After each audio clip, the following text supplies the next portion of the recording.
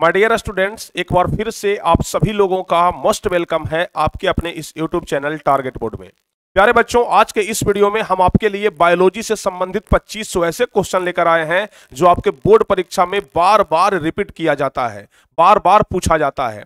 तो इसलिए आप लोग यह 25 क्वेश्चन जरूर कंठस्थ याद कर लीजिएगा, क्योंकि आपके परीक्षा में भी यह जरूर रिपीट किया जाएगा। तो प्यारे बच्चों, बिना समय गवाए हम शुरू करते हैं और सबसे पहले नंबर क्वेश्चन की तरफ बढ़ेंगे। लेकिन इसके पहले यदि आप लोग इस चैनल पर नए हैं तो चैनल को जरूर सब्सक्राइब कर लीजिएगा, ताकि आगे के हर एक क्लास का नोटिफिकेशन आपको मिल सके। और अगर अभी तक आप लोग वीडियो को लाइक नहीं किए हैं तो लाइक जरूर कर दीजिएगा और अपने सभी दोस्तों के बीच व्हाट्सएप ग्रुप में शेयर जरूर करिएगा। तो चलिए सबसे पहले नंबर क्वेश्चन की तरफ हम लोग चलेंगे, जो आपके लिए काफी ज्यादा इंपॉर्टेंट क्वेश्चन है कि मानव रक्त में उपस्थित यूरिया की सामान्य मात्रा कितनी होती है। यानी कि जो मानव का मूत्र होता है उसमें यूरिया की मात्रा कितनी होती है। तो इसका सही जवाब यदि आप लोग जानते हैं 20 mg, तो बिल्कुल सही जवाब है पहला का बी नंबर ऑप्शन होगा सही जवाब। चलिए अब दूसरा नंबर क्वेश्चन जो कि काफी ज्यादा इंपॉर्टेंट है कि मानव में डायलिसिस थैली होती है।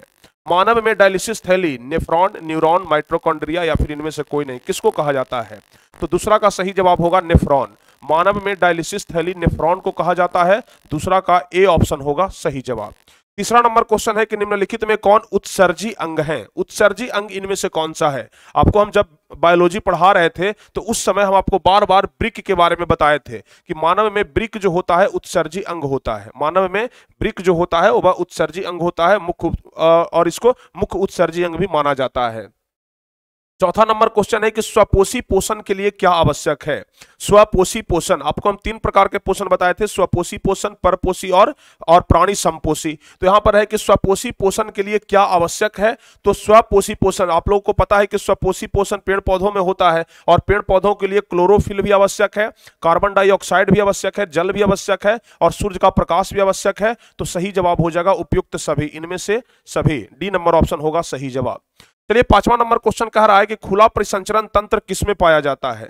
खुला परिसंचरण तंत्र, तो खुला परिसंचरण तंत्र कॉकरोच में पाया जाता है। आप लोग जानते हैं कि रक्त के आवागमन के लिए मानव में नस बना होता है, जिसको हम लोग धमनी और शिरा कहते हैं। उसी प्रकार से घोड़ा और ऊंट में भी होता है, लेकिन कॉकरोच में किसी प्रकार का कोई धमनी और शिरा नहीं पाया जाता है, बल्कि इसमें खुला परिसंचरण होता है। तो इसलिए इसमें खुला परिसंचरण तंत्र पाया जाता है। पांचवा का बी नंबर ऑप्शन होगा सही जवाब।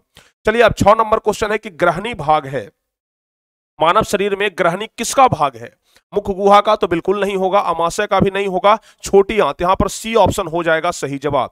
यदि आपका सी नंबर ऑप्शन है तो बिल्कुल सही जवाब है। चलिए 7वां नंबर क्वेश्चन है कि थायरॉक्सिन का स्रवण कहां से होता है? यह क्वेश्चन आपके बोर्ड एग्जाम में लगभग हर एक वर्ष पूछा जाता है और हर एक वर्ष के लिए यह इंपॉर्टेंट क्वेश्चन होता है। तो बताइए थायरॉक्सिन का स्रवण कहां से होता है? तो प्यारे बच्चों ध्यान रखिएगा, 7वां नंबर क्वेश्चन सही जवाब हो जाएगा थायराइड नामक ग्रंथि से। तो थायरॉक्सिन का स्रवण होता है, स्राव होता है थायराइड से। यहां पर ए नंबर ऑप्शन होगा सही जवाब। 8वां नंबर क्वेश्चन है कि निम्नलिखित में से कौन सा पादप हार्मोन है?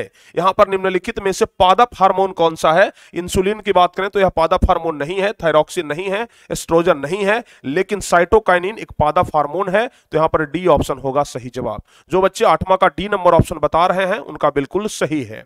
चलिए 9वां नंबर क्वेश्चन, यह क्वेश्चन तो बोर्ड एग्जाम में लगभग बहुत बार पूछा भी गया है और आपके लिए भी बहुत ही ज्यादा इंपॉर्टेंट है कि पत्तियों का मुरझाना किस पादप हार्मोन के कारण संभव हो पाता है? देखिए पादप में भी बहुत सारे हार्मोन पाए जाते हैं। कोई पादप हार्मोन होता है पेड़ पौधों को बढ़ाने में वृद्धि करता है, कोई हरियाली रखने में वृद्धि करता है, कोई पत्ता गिरता है उसको रोकने में वृद्धि करता है, लेकिन पेड़ पौधों की पत्तियों को मुरझाने में एब्सिसिक अम्ल जो होता है वह पूरा जिम्मेदार होता है, एब्सिसिक एसिड, ठीक है ना। 9 का सी नंबर ऑप्शन होगा सही जवाब। 10वां नंबर क्वेश्चन है कि मुकुलन द्वारा प्रजनन किसमें होता है?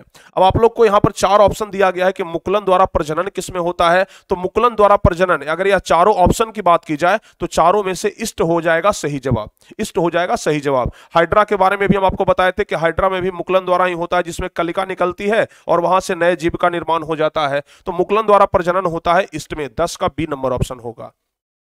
11 नंबर क्वेश्चन काफी ज्यादा आसान है, लेकिन बोर्ड एग्जाम के लिए काफी ज्यादा इंपॉर्टेंट भी है कि स्त्रियों में अंडाशय की संख्या कितनी होती है। तो जवाब क्या होगा, स्त्रियों में अंडाशय की संख्या एक जोड़ा होता है, यानी कि 2 होता है। 11 का बी नंबर ऑप्शन सही होगा।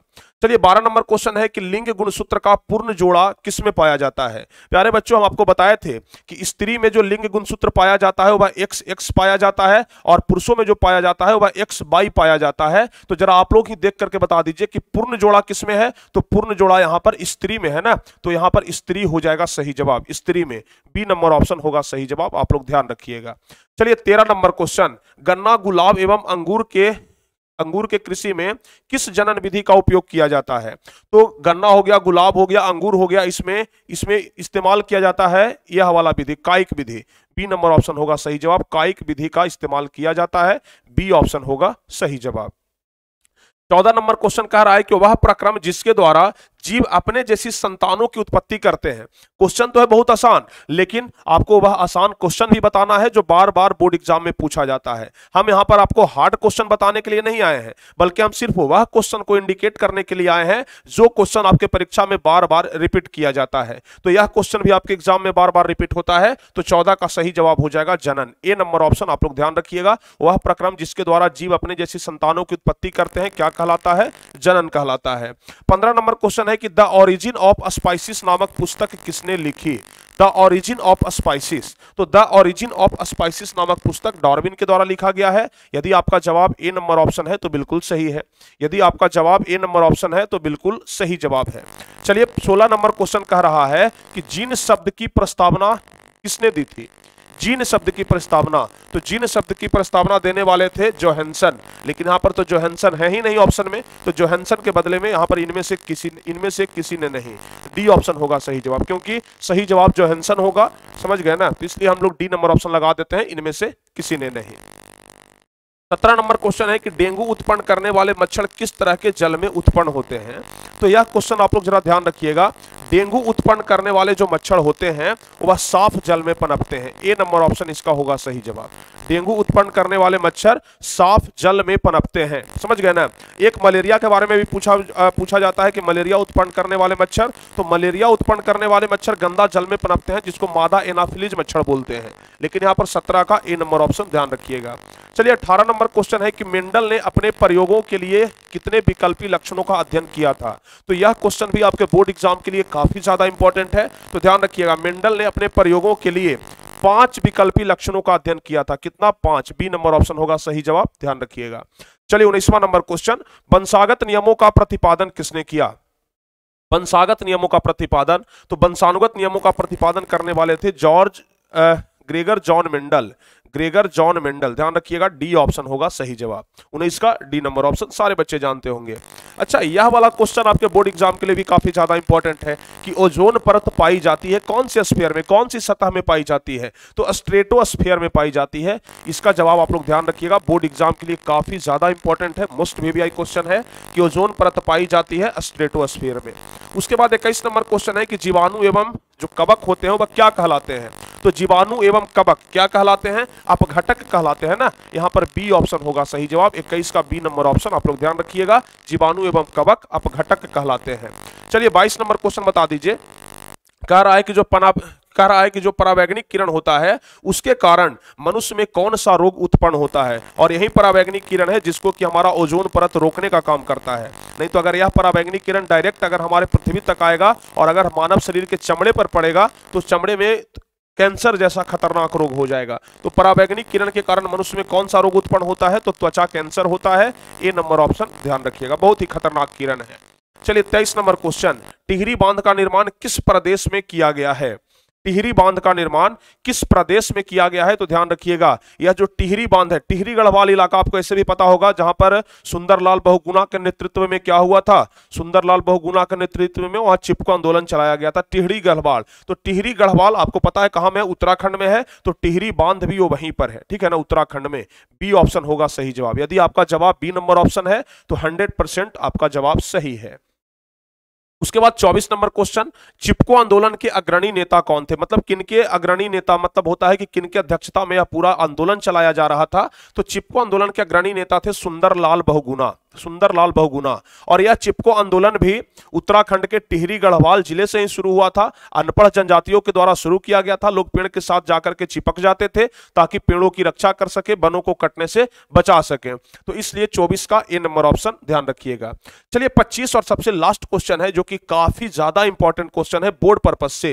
कह रहा है कि यूरो 2 का संबंध किससे है, और यह क्वेश्चन भी लगभग बहुत बार पूछा गया है और बार बार रिपीट भी होता है। बोर्ड एग्जाम का यह एक ऐसा क्वेश्चन है जो कि बार बार रिपीट किया जाता है। तो यूरो 2 का संबंध किससे है, तो वायु प्रदूषण से है। जो बच्चे 25 का ए नंबर ऑप्शन बता रहे हैं उनका बिल्कुल सही जवाब है कि यूरो 2 का संबंध वायु प्रदूषण से है। तो 25 का ए नंबर ऑप्शन होगा सही जवाब। और हाँ प्यारे बच्चों, आज का यह वीडियो आपको कैसा लगा आप लोग कमेंट बॉक्स में जरूर बताइएगा। 25 क्वेश्चन जो हम आपको अभी बताए हैं यह काफी ज्यादा इंपॉर्टेंट क्वेश्चन है, काफी ज्यादा मोस्ट इंपॉर्टेंट क्वेश्चन है। और कल से यह जो वीडियो आपको अभी मिल रहा है यह सुबह में 5:30 बजे के आसपास आपको मिल जाएगा। कल से या सुबह में 5:30 बजे ही मिल जाएगा। सुबह सुबह आप लोग 25 इंपॉर्टेंट क्वेश्चन को देख लीजिएगा और याद कर लीजिएगा। तो कल से हम कोशिश करेंगे आपको सुबह सुबह 5:30 बजे यह वीडियो दे दें ताकि सुबह में ही आप लोग 25 क्वेश्चन याद कर लें। तो चलिए, आज का यह क्लास आपको कैसा लगा, यह छोटा सा वीडियो आपको कैसा लगा आप लोग जरूर बताइएगा। और इसमें से 25 क्वेश्चन में कितना सही आप लोग किए हैं यह भी आप लोग जरूर बताइएगा। तो इसी प्रकार के वीडियो के लिए आप लोग चैनल को जरूर सब्सक्राइब कर लें। अगर वीडियो अच्छा लगा हो तो वीडियो को लाइक करना बिल्कुल मत भूलिएगा। और हाँ, अपने दोस्तों के बीच अपने व्हाट्सएप ग्रुप में शेयर भी जरूर करिएगा। तो मिलते हैं फिर इसी प्रकार के कुछ अगले वीडियो में। तब तक के लिए जय हिंद, धन्यवाद।